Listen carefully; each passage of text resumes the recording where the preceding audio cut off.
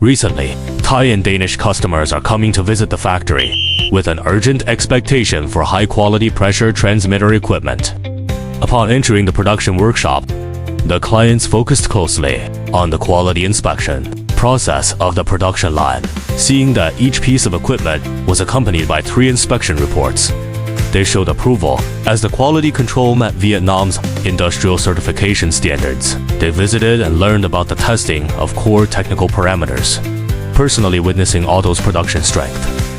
The client's eyes followed the star products, and their fingers traced the flow meter interfaces, inquiring whether the equipment could adapt to Vietnam's hot and humid environment and weather, the precision calibration cycle. When the person in charge elaborated on the customized solutions for Southeast Asia, they showed approval, which clearly indicated that these were the models they had been looking for. They looked forward to the market potential after mass supply and hoped that the products could enter the Vietnamese market. At the symposium, the clients clearly stated that they had inspected multiple enterprises, and Auto's technology and production capacity were the most in line with their expectations. Both parties agreed to follow up on the contract details within a week.